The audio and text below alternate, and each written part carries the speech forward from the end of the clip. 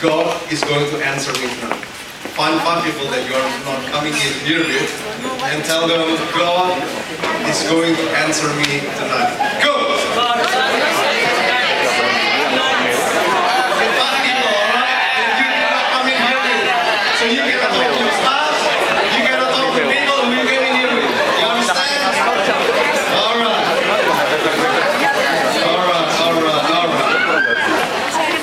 If you believe that God is going to answer you tonight, can you just give him a round of applause tonight? Yeah! So,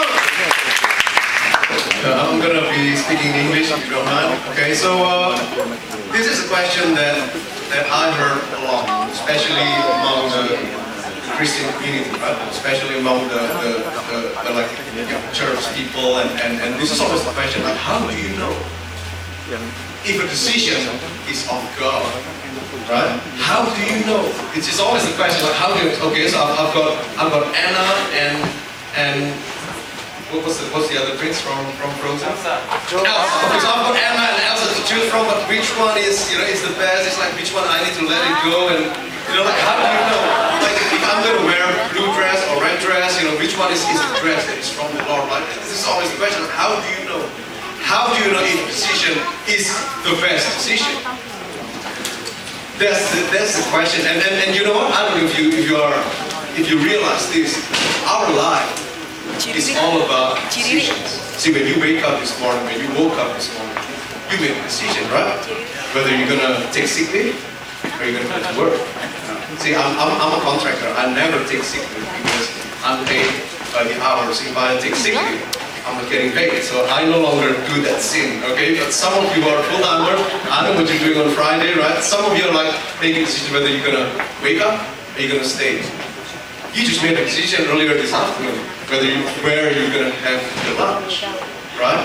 Whether you're gonna curse to the person who cuts you off in the freeway, right? Or you're just gonna stay quiet and just give them. You make a decision whether you're gonna come to prayer meeting or you're not gonna come. You make a decision what dinner you're going to have. So life is all about decisions. See, some decisions are small decisions. It's like, okay, I'm going to have a day tomorrow, what dress am I going to wear? That's just little decisions. I mean, it doesn't really matter. Like, if you're going to wear blue or red. If the guy that you're going to date with, he has a problem with the color of your dress, then leave him straight away. Seriously, I mean, do you know it? It's just little decisions, it doesn't matter. But some decisions are big ones. They are the ones that's going to change the course of your life. Like, what sort of course am I going to do in uni? It's going to be like the next 3 years. Or who am I going to marry? Am I going to marry this girl? Or am I going to marry outside? Or, do you know it? Am I going to buy a house? See, once you buy a house, some of you are still students, you don't understand what it means to pay the bills.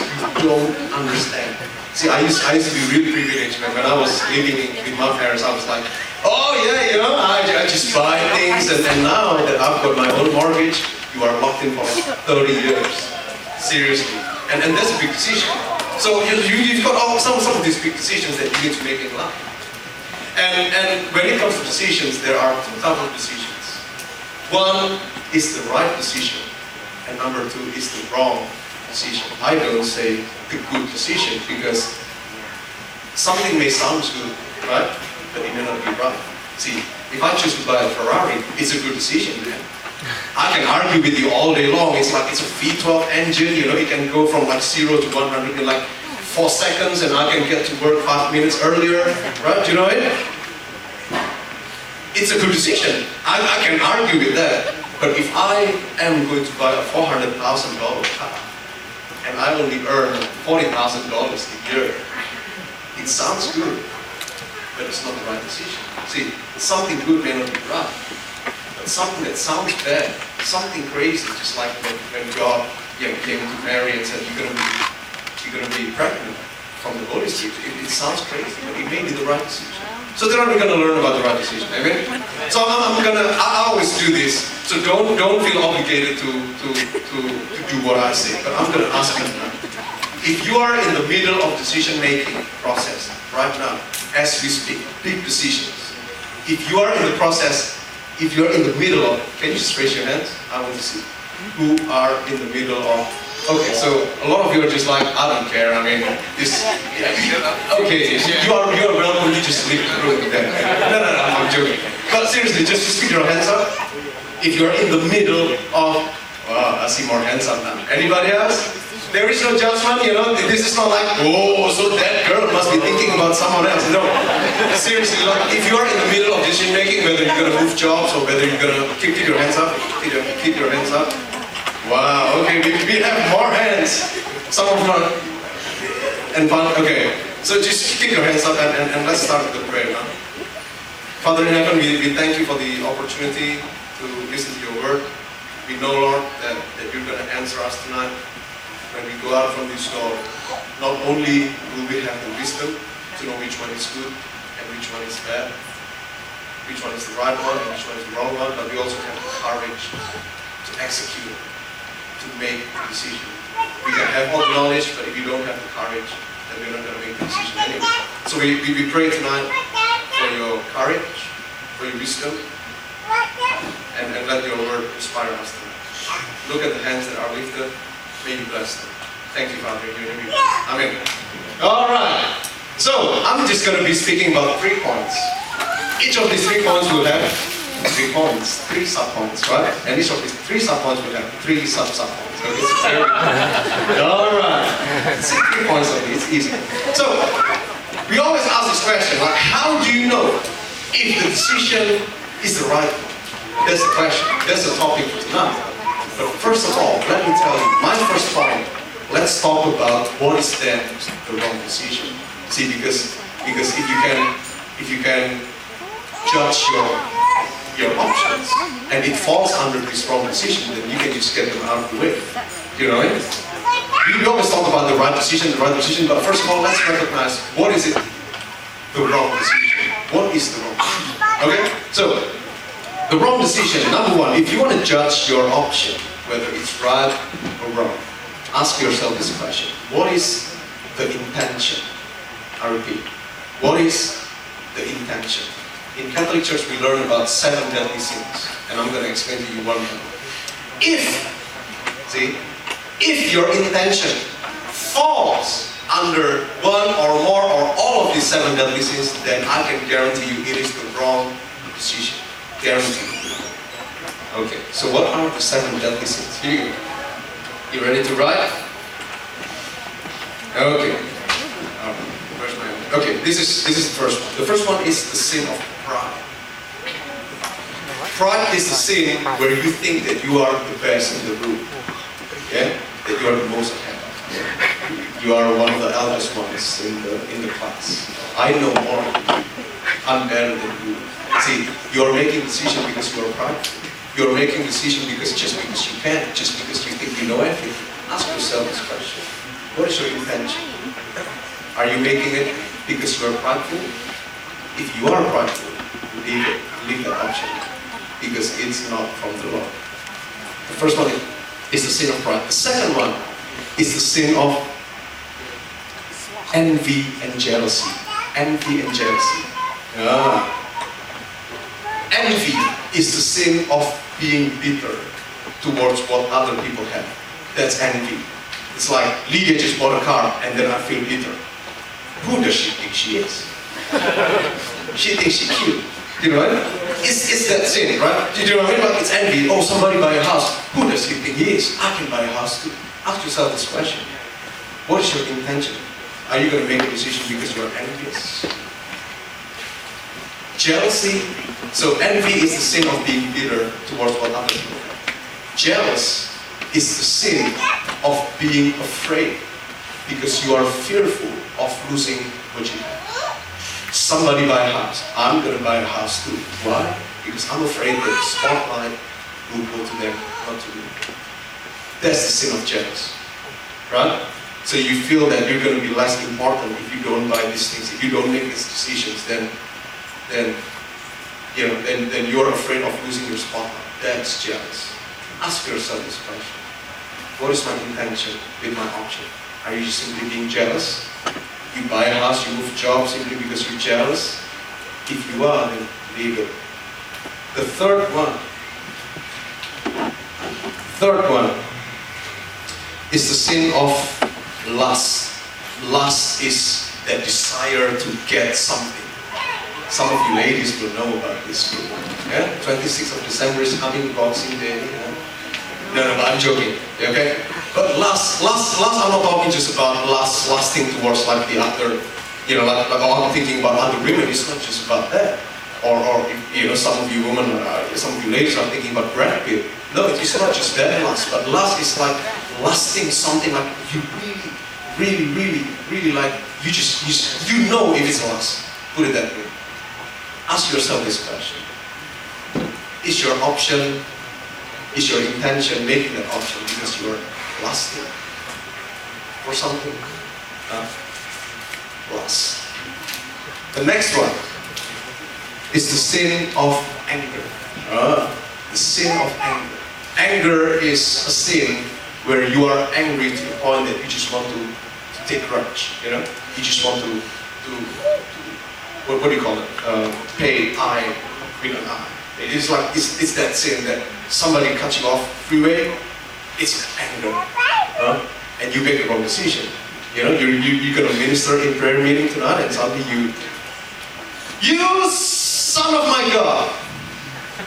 Yeah. Ask yourself this question: are you angry at someone? One day, I'm going to swallow my pride. One day. See, if you are angry, if your intention is because you are angry, then that's the wrong decision. Don't do it. The next one is gluttony. Gluttony is talking about lust for food. This is for you guys who are trying to lose weight, right? You need to ask yourself why you never lose weight. Why? Maybe because you are lusting. I heard people say things all the time in this community. Oh, let's fast before the prayer meeting.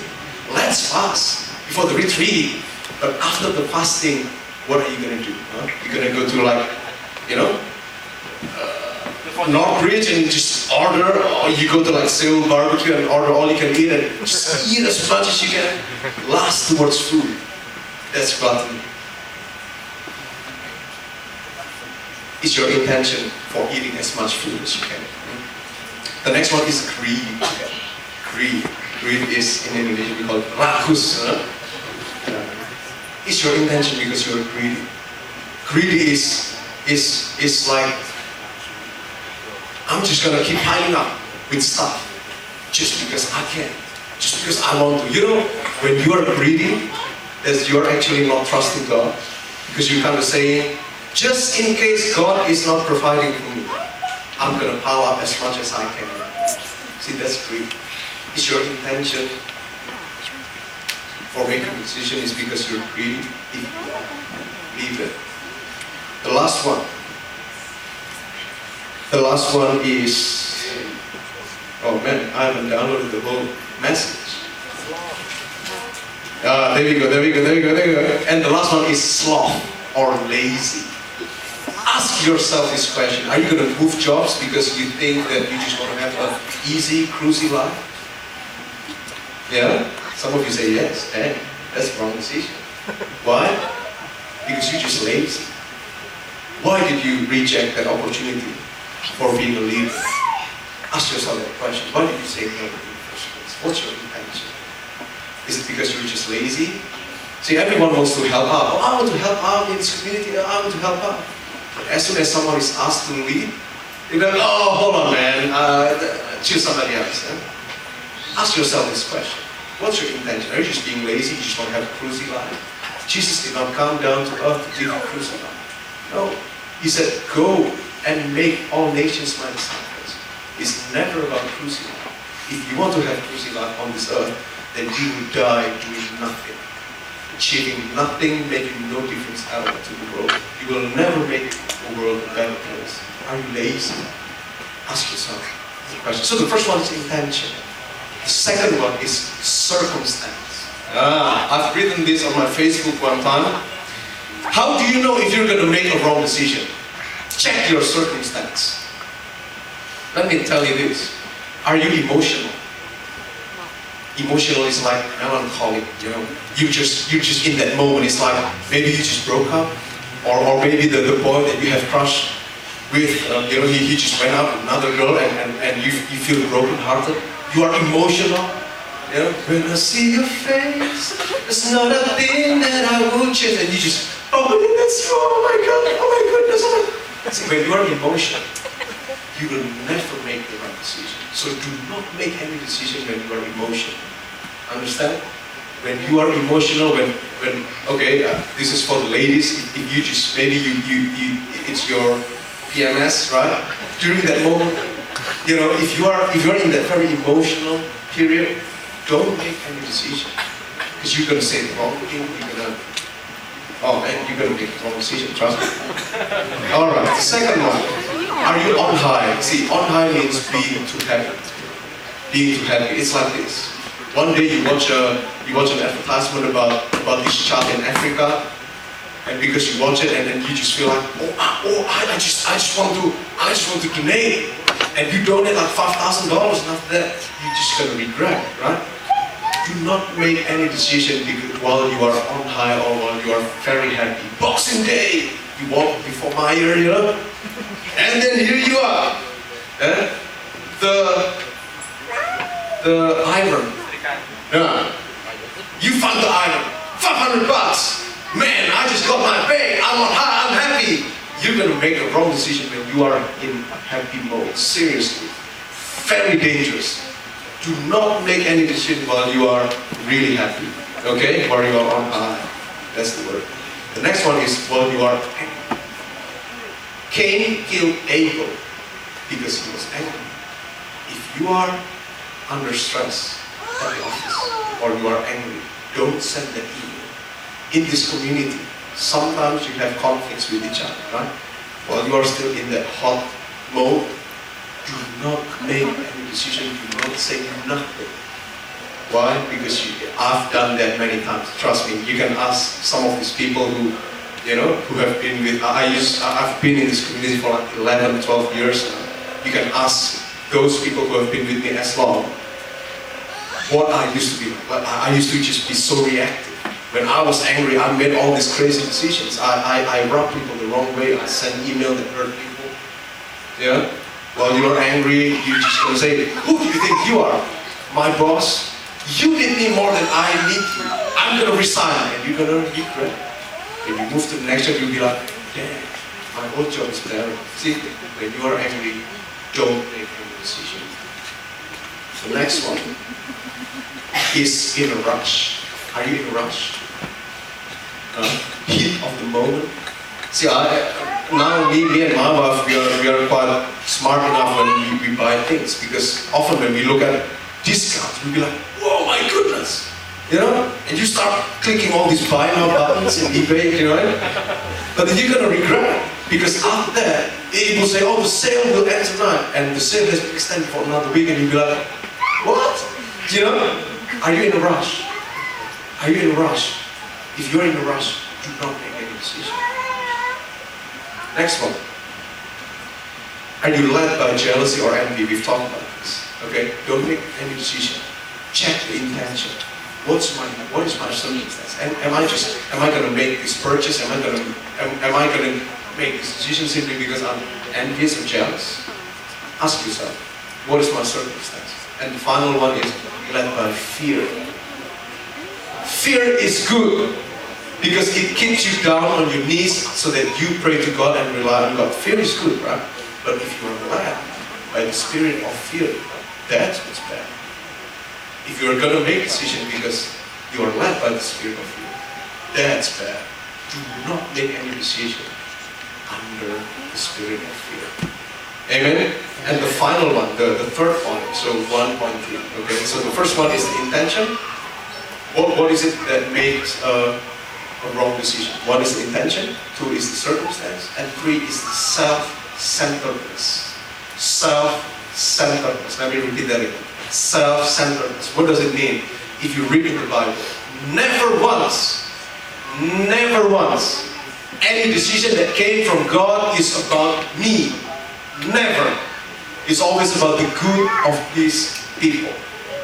if you're making a decision because you just self-focus and you're not thinking about your family, you're not thinking about your friends, you're not thinking about the people that are connected to you, and you just want to make that decision because it's just me and me, then I can guarantee it's a wrong decision. It will never be from the Lord, because if it's from the Lord, it will bless many people. So we have learned about the wrong decision, huh? I bet many of your options right now fall under this wrong decision. I make wrong decisions all the time. You can ask my wife. I've spent like tens of thousands of dollars on my car. Why? Because I've lost it. I went to like one of these cycling websites and bike wheels. Oh my goodness! And then after I made the purchase, the next day the bill came from like Department of Water, And then I was like, hold on, I don't have money now, Plus, be careful. If it falls under one of these circumstances, move away from it. So, the second point is, so how do we then make the right decision? How do we then make the right decision? 2.1. Ask God to crush your ego. To crush your ego. See, we have been given free will by God. You can choose to do right, or you can choose to do wrong. It's up to you. It doesn't matter. You heard about this message all the time. It doesn't matter. It's not going to change because you have the power in the end to make the decision. So ask God to crush that ego. If you know that you're experiencing one of these wrong intentions, admit to God, Lord, I'm sorry, I'm jealous. I'm jealous of my friend. I'm jealous of, I'm envious, I'm angry, I'm sorry. So after this talk, we're going to sing a song. And then after that, I'm going to give you a few minutes to just have your moment with God. And in that moment, it's up to you, right? There is no obligation. You can do whatever you want tonight. You can come here, say, and you can go home the same. But if you want to come here and go home different, to be a better person, then don't be shy. In that moment, you just step into it. Sorry, Lord, I'm angry. I'm jealous. I'm bitter. Ask God to crush the ego if you want to make a decision. That's number one. Number two. Okay. Once God crushes your ego, number two is to seek peace. Seek peace. See, the easiest for me to find peace is like this. It's like when my wife goes to Meijer to buy a dress. And one day she asked me for an opinion. Oh, which one is better? The red one or the blue one? And I said, I think it's the blue one. And she'd be like, I think it's the red one. Then I'm like, so why did you ask? If you already know, why did you ask in the first place? So, why did you say blue? I thought the red one. Okay, fine. If the red one is better, then buy it. Why did you even ask me? But it's that feeling. You don't know how you know, but you know. It's that peace. You don't know how you know, but you know. There is a story about Abraham. He was asked by God to sacrifice Isaac, right? God said to Abraham, I want you to sacrifice your boy. And I'm going to tell you the place along the way. And Abraham was like, what? You asked me to walk, but you don't even tell me the destination. Exactly, man. Exactly. Just walk with me. You will know when you get there. See? And then Abraham asked a few of his team members. Imagine Abraham is the CEO, like Rio Faran, the CEO of the real estate agent proprietary limited, right? Can you imagine Rio asking his team members, it's like, come with me. God asked me to go to this place. Where is this place? I don't know. Okay? Walk with me. Will that be a hard stuff meeting? Do you know what I mean? Like, if you're a leader, you're supposed to know everything. People will ask you about everything. But at this instance, Abraham will say, I don't know, man. Let's just walk with God. And then as they walk, the Bible says, when Abraham looked at that mountain far away, he said, that's the place I need to go. How do you know? I don't know how I know, but I know. That's the woman I need to marry. That's the job I need to take. That's the house I need to buy. That's the decision I need to make. It's that peace. Oh, Tommy, you're just talking nonsense. How can you have peace when you are worried, when you are fearful that you're going to make the wrong decision? Because peace goes beyond the fear. Of course you'll be afraid. Because I've said about this before. God is not in the business of giving you something difficult. God is in the business of giving you something impossible. Of course you'll be afraid. He will be asking, you're going to be pregnant through the Holy Spirit. He'll be asking you, I'm going to send the 12 of you, 2 by 2, to places that you've never been. You don't even know the language. Oh, that's cool, Jesus. That's cool, man. What do I have to bring? Nothing. What? Just your sandals. See? You can read about Jesus, when he sent his disciples to foreign places. It's those sort of things. Of course you'll be afraid. But it's that peace. I don't know how you know, but I know. I don't know, but I know. I don't know how I know, but I know. That's what I need to do. It's that peace. Simple peace. God is not in the earthquake. God is not in the storm. God is not in the thunder lightning. He is in that still small voice. His voice is loud enough for you to hear, but small enough for you to ignore. You know it? It's that voice. I don't know how to explain it. It's that. No? It's that. Seek peace. If you want to make the right decision, seek peace. Do not fall under any of the circumstances that I just told you about. If you fall under that circumstance, ask God for peace. Amen? So when we pray later on, ask God for peace. And the very final one. How do I know if I make the right decision? How to make the right decision then? So the first one was about ask God to crush your ego. The second one is to seek peace. And the third one is to give God some space to talk to you. See, because when you want something, you're just going to be like, all of your prayers will be like, Lord, I've got a crush on this boy. Answer me if he's the right one or wrong, or not the right one. And as you pray, every single image that comes in your head is like this one. After this boy is the one. You know, like, do you know what I mean? Like, if you want something, you're just going to be attracted to it all the time. This is why I never agree to ask for signs. Because never once in the Bible will you ever see prophets or disciples ask God for something. Why? Do you know why? Because you're going to be focused on the sign. After all, God is the one who says, you shall walk by faith and not by sight. Exactly. So don't ask God for signs. I've heard people doing things like, in the name of Jesus, I need an answer about my love life. I'm going to open the Bible randomly. And then suddenly it talks about something unrelevant, right? And you'll be like, oh God, I need your answer about, do you know it? Walk by faith. Ask God, give God the space to talk to you. Don't just be blinded with all these, desires that you want to take. Maybe the best decision that you need to make tonight is not to make any decision. Huh? Maybe the best decision is not to make any decision. How do you know? Let God speak to you tonight during that prayer time. Let God speak. So, the very final point. So that's 2.3, right? So this is point number 3. Point number 3 is the letter from God to all of you, all of us. What does God want to say to us? The first one He wants to say, where am I? Here we go. God wants to say, the Bible says, everything that is good comes from the Lord. James chapter 1, verse 13 to 17. I'm going to read it in English. James is Yakobus. Okay? Yakobus 1, 13-13. James chapter 1, verse 13 to 17.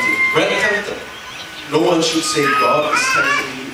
For God cannot be tempted by evil, nor does He tempt anyone. Let no one say when he is tempted, I am being tempted by God. For God cannot be tempted with evil, and He Himself tempts no one.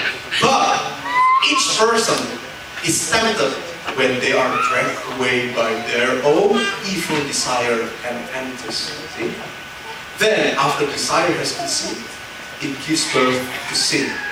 And sin, when it is full grown, gives birth to death. Don't be deceived, my brothers and sisters. Every good and perfect gift, is from above, coming down from the Father of the heavenly lights, who does not change like shifting shadow. I'm going to say something really controversial here tonight. Let me just say this, that there is no such thing called the best decision.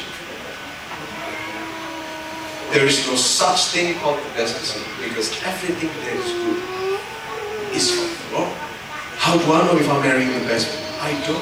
I've never dated most of you, obviously. Not that I'm interested anyway, right? I've never dated every single person in the world. How do I know she's the best one? I don't.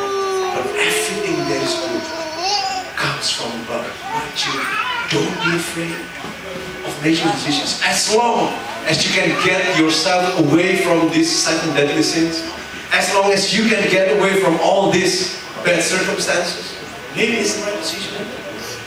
Do it. Why are you afraid? Everything that is good comes from God. That's what our Father says. Letter number 2. As you walk with me, I will make the provision. As you walk with me, I will make the provision. See, a lot of times you say things like, Lord, if I can have the provision, I will make a decision.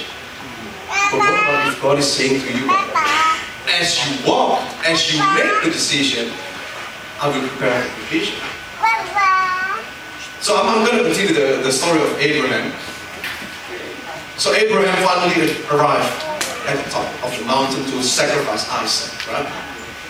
Just before he killed Isaac, suddenly he saw a ram. Ram is kambing kecil. He saw a ram tied on a tingkat. Suddenly ada ram yang terikat.